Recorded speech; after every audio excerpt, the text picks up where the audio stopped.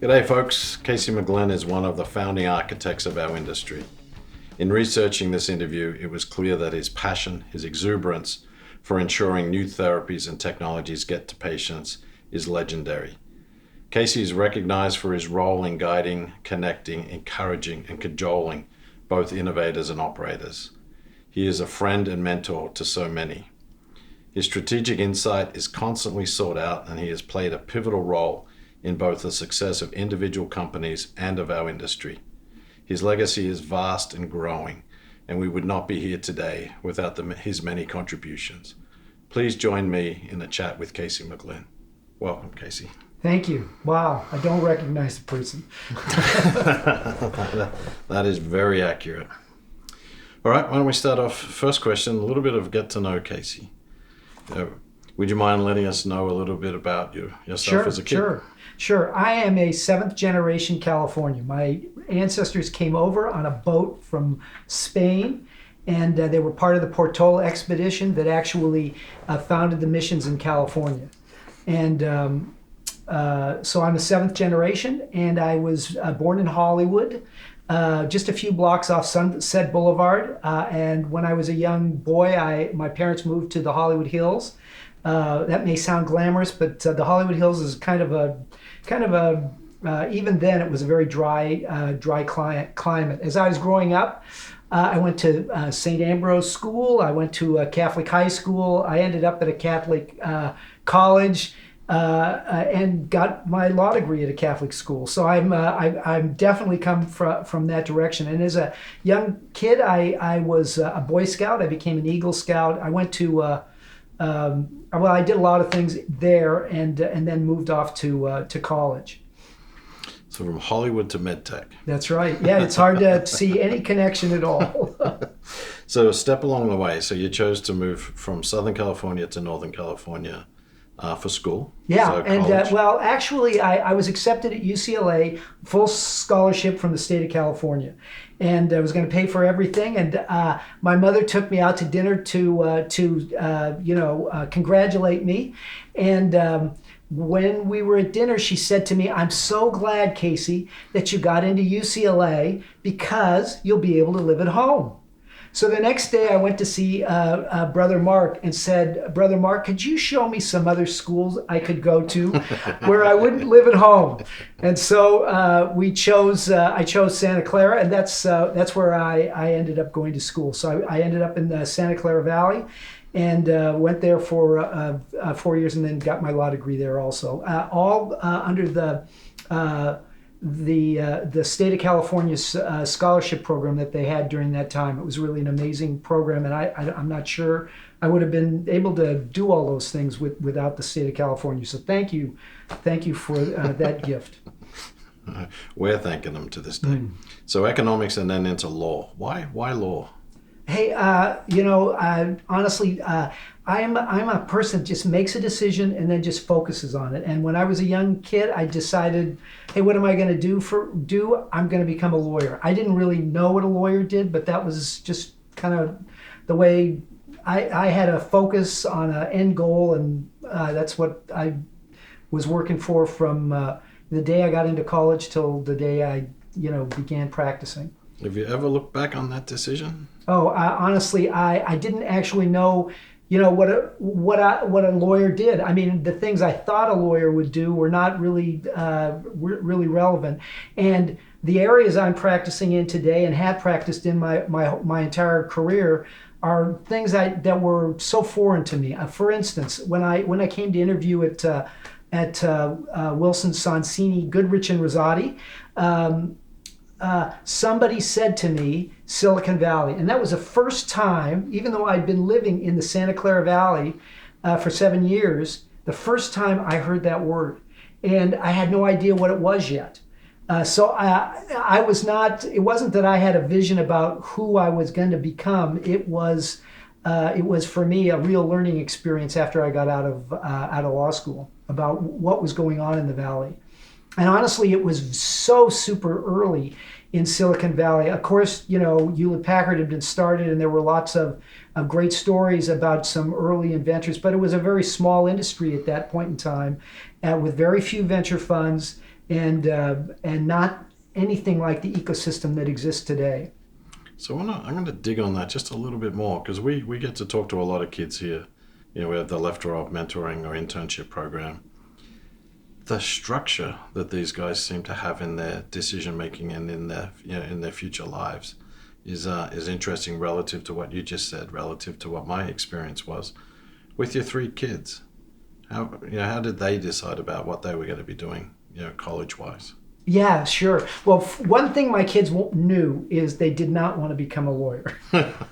So you could ask any one of the 3. And each one of them has been on their own personal journey. My son is a doctor, and I'd like to think that actually you, Andrew, had a big influence on that. When he graduated from college, you hired him at Ardian, and he worked there for, I think, maybe a year or year and a half. And I think when he was there, he's such an amazing person, and I think he really loved the idea of building a product that could save lives. And I think that's what got him thinking about, okay, now how can I be part of that? And then he headed off on his mission to become a doctor, and then he ended up in Boston. He worked he did a fellowship at Harvard, and then he ended up there doing his first work. And I didn't think, honestly, he was ever coming back to California until one day he called me up and said he had a job here at El Camino Hospital. So I was so thrilled he was coming out. And I think I mentioned to you before that, and now it appears he might be coming to us with a new idea. Awesome. So That's how circular is that? That is amazing. the benefit of mentorship. So in the spirit of knowing you a little bit better, I have 2 more questions. We've spoken before. You picked up marathon running. Yeah, okay, so let's see. Why did I pick up marathon running? So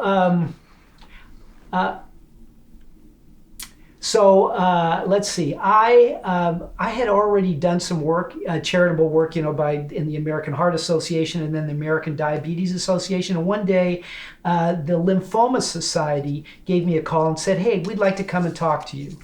And they came there and they said, "Hey, we'd like you to join the Lymphoma Society and join our board of directors." And I was so busy. I thought, boy, I just don't know if that's something I want to do right now. But I was very interested in the Lymphoma Society because my mother died of cancer, lung cancer. And so I asked them what they did, how they went about raising the money, for, the funds. And they said to me, "Casey, we train people how to run marathons." And I thought, wow. I said, "Really? Tell me more about this." "Well, we get these kids leaving college and we teach them how to run marathons, and they then send out emails to their friends and raise money for the Lymphoma Society, and then they go and run their race." I said, "That's fantastic." And so I took that home. And I went to my son and I said, "Patrick, would you like to run a marathon?" And he said, "Are you kidding, Dad? You're out of your mind." And I went to my oldest daughter and I said, "Katie, would you like to run a marathon?" And she said, "No way, Dad, that's ridiculous." And then my daughter, who's 10 years younger than Patrick, said, "Dad, I'll run with you." And she was just a sophomore, I think, in high school. So the 2 of us headed over to Stanford University at where the training program was only 3 blocks from my house, and we began training for a marathon. And the marathon was in Rome, and it was on St. Patrick's Day. And we worked on that for probably 4 or 5 months. And we started just barely able to run a mile. Maybe it was. I mean, it was a real struggle for both of us. And over time, we got up to, I think, 20 miles, and therefore felt we could make it. And so we went off to Rome, and we had a great marathon there. And at the end of the marathon, I can still remember this guy. He looked like he was about 85 passing Molly and I. So we were close to the very last people to finish. But anyway, we finished, And then I managed to get each one of my kids to run some race with me, some marathon with me, each one of them over the next 7 or 8 years as I ran more of my marathons. I think I ran a total of 10 or 12. 2 in the United States, Boston and New York, but I was not a finisher, a big finisher. I mean, I did finish the race, and the rest were in Europe. Beautiful places, and we made family trips out of each one of them, and really had a wonderful, wonderful family experience. Excellent. And you also told me the story of Patrick running another one, so it could be. Yeah, sure. Yeah, as when Patrick and I ran our marathon, let's see. We ran in Paris. Molly and I ran in Rome. That was the first one. And as we passed the finish line, Patrick says to me, "Hey, Dad, what was Molly's time?"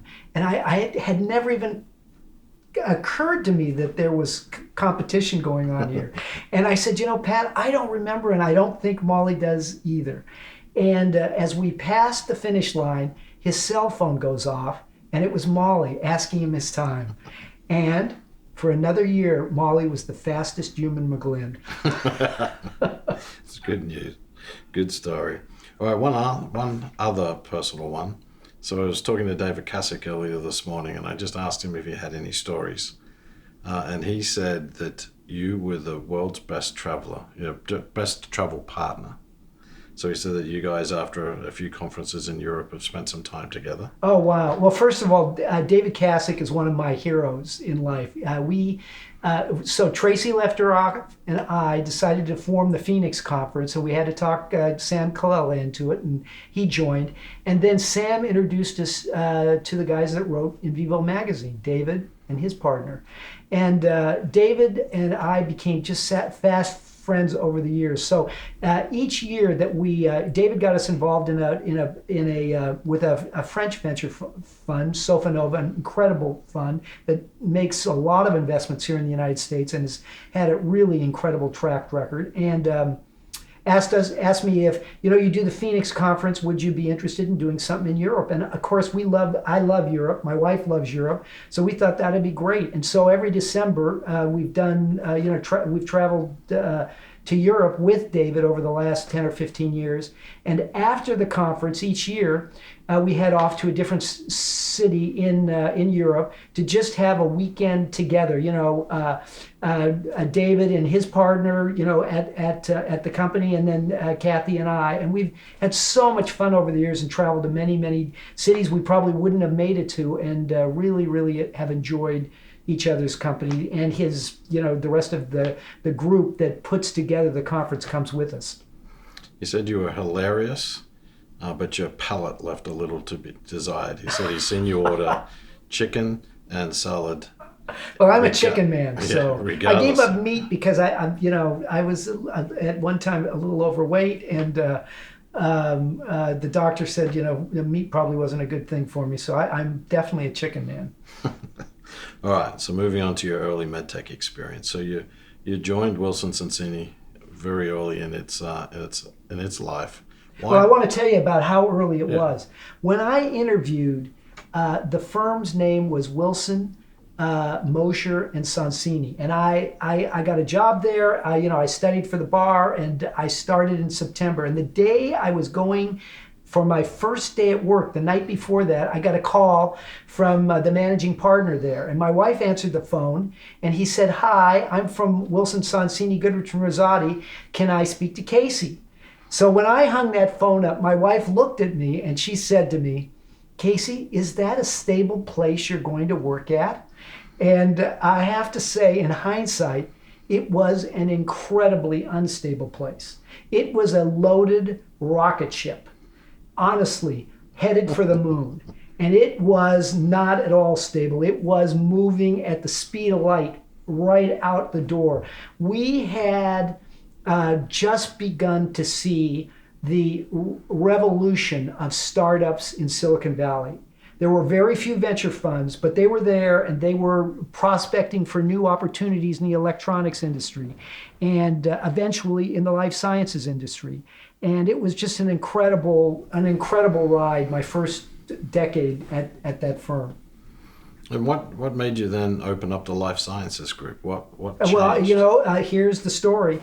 I'm sitting in my office, this first year associate at Wilson, and in walks Larry Sonsini, and he says, "Hey, Casey, I'd like to introduce you to Ray Williams. He's thinking about starting a company." So I sat down with Ray, and he told me he was starting a company. He wanted the name to be Advanced Cardiovascular Systems.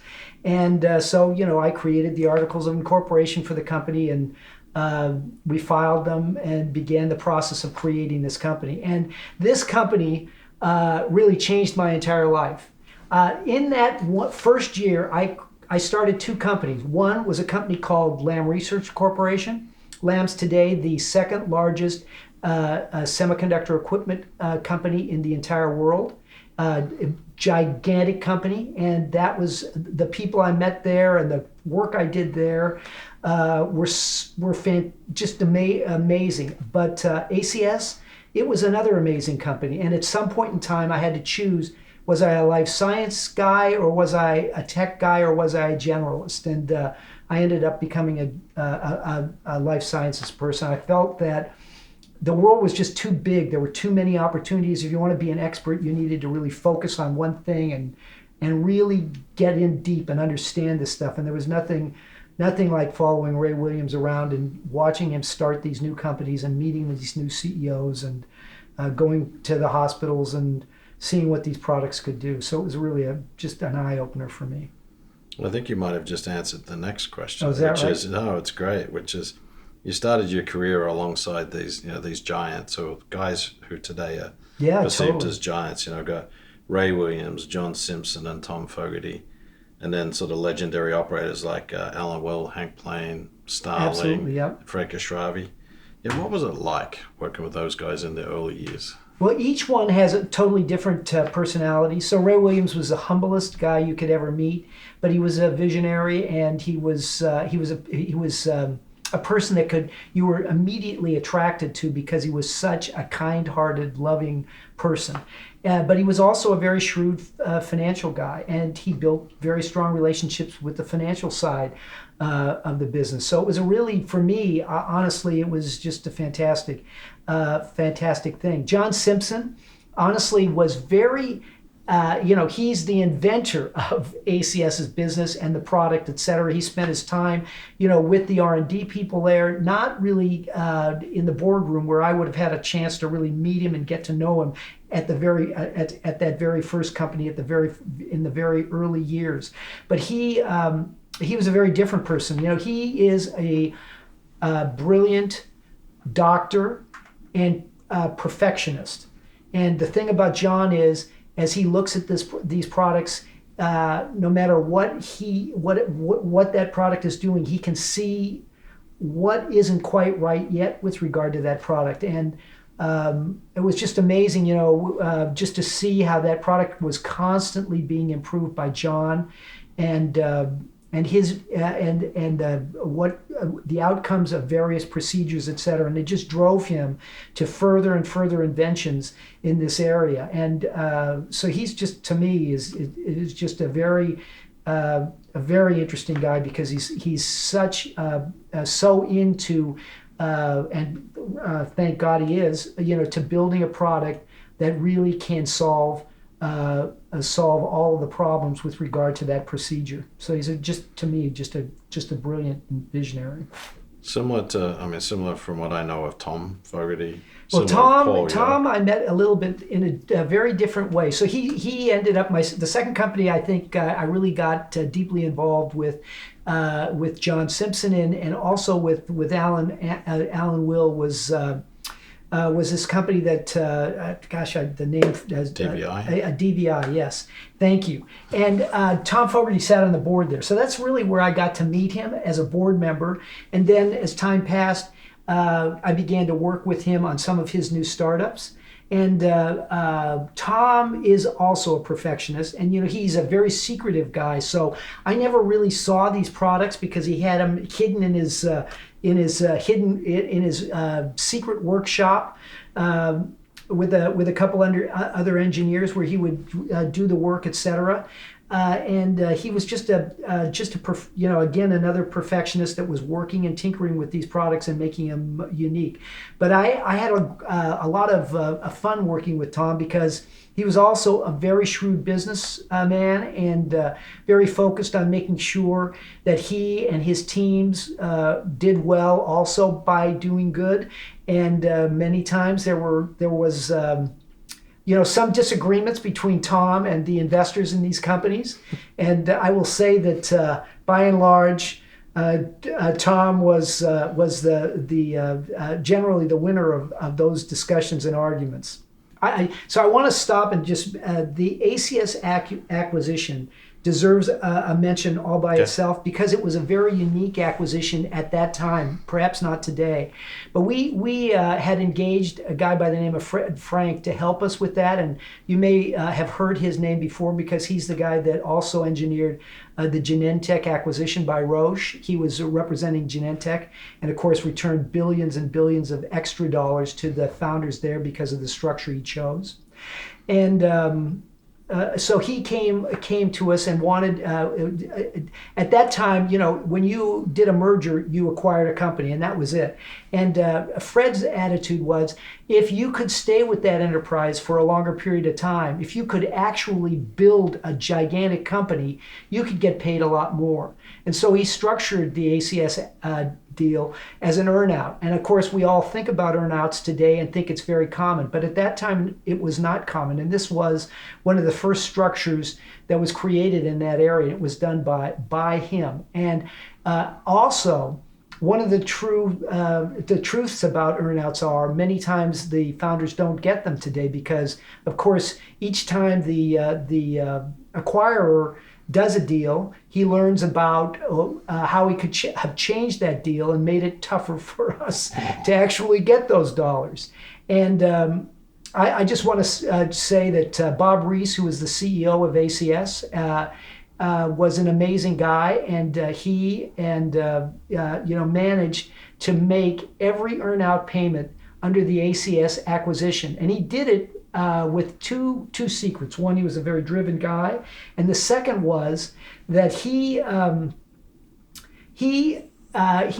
broke down each one of the he focused on each one of the payment streams and made sure that all the employees that stayed with the company ended up reaping the rewards of those gains. And because of that, all the key employees of the organization stayed there through the entire earnout period of 5 years.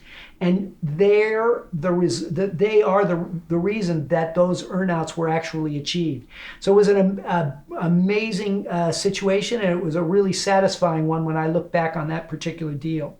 I look today at earnouts, and honestly, the percent of earnouts that are actually achieved today are very low, and it's a very frustrating thing. And it should be frustrating, honestly, for the acquirers too, because many of these companies can't really be tuck-ins. They really do need the brilliance of the management team and many of the workers there to make these companies even more successful than they are.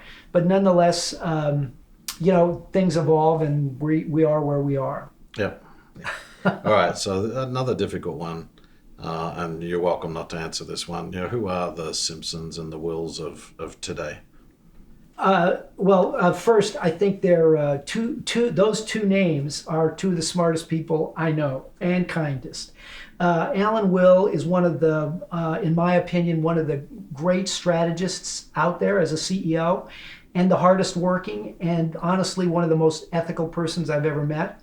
And he's been a CEO. He's been a venture capitalist. He's now a chairman of many companies and a mentor to a huge number of people. And he's just a super class act. And I think honestly, just super wise about how to build a company in a way that is very effective. So I think even when I first met Alan. At this first company with John Simpson, he was already, I think, a very polished and capable guy with a lot of self-confidence, but not. It wasn't undeserved. I mean, he had a steady hand and a vision about how to build that company. I think the world of Alan. I think he's one of the best Medtech CEOs ever.